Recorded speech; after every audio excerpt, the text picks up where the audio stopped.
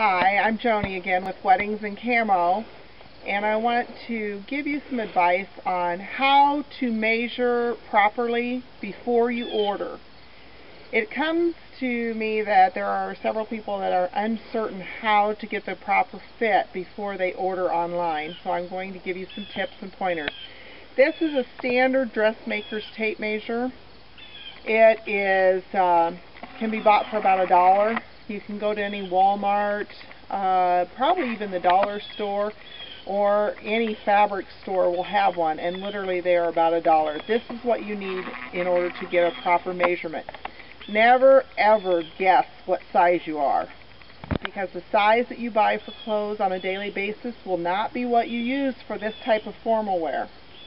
So let me show you what the three main measurements on a dress that you're going to need for a woman and or a girl or a child size.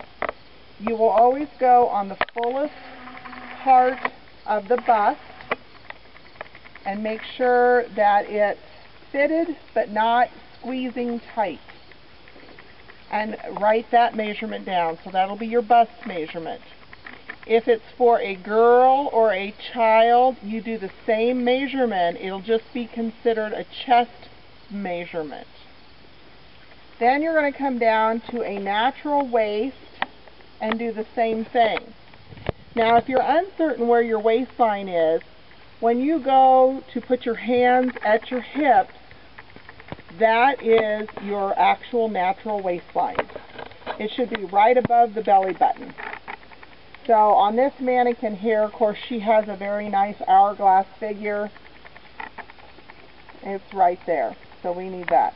Then for your hips, a hip measurement would be only on women and girls. Children wouldn't have a hip measurement because they're basically the same measurements top to bottom. But you want to make sure it's at the fullest part of your hip.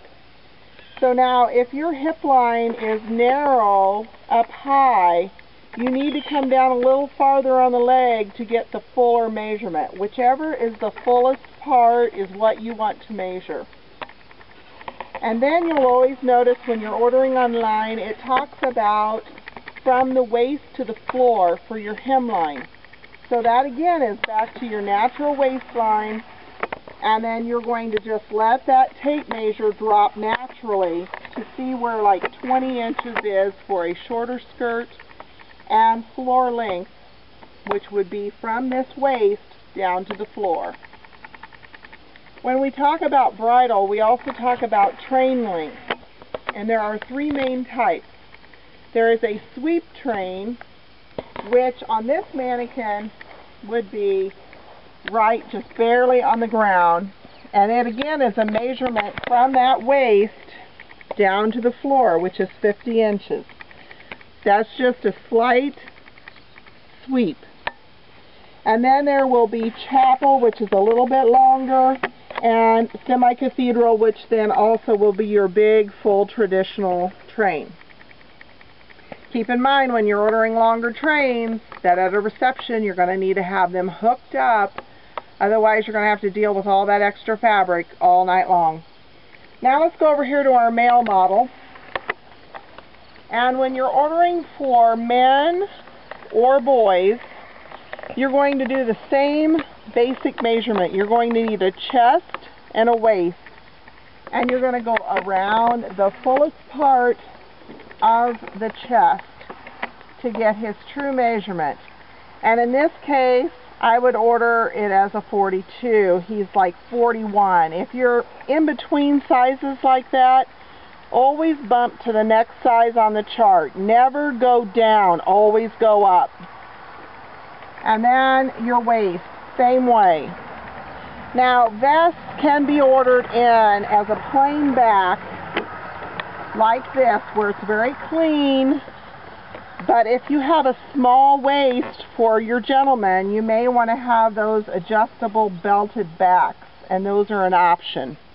It just depends on the look that the bride is wanting for her party, whether you want this clean back or whether you want the buckle adjuster. The other measurement that you always need for your men and your boys will be a neck measurement. And that's simply putting the tape measure around their neck. Make sure this is comfortable. Don't make it so tight that the men can't breathe a little. So put the tape around their neck and get a measurement. And again, go along with the chart. Never go smaller. Always make sure you give yourself a little room. Well, this is how we cover on measurements. If you follow these guidelines and order accordingly, you shouldn't be getting gowns in that are too small. I am having many gowns coming into our bridal shop that girls are buying online, and they're buying them way too small, and then I have to make either corset backs or we have to come up with some new plan to get the dresses to fit. So please, please, take these measurement guidelines and use them when you're ordering online. Thanks again for coming into our channel at weddingsinCamo.com, and stop back. We'll have regular videos. Thank you.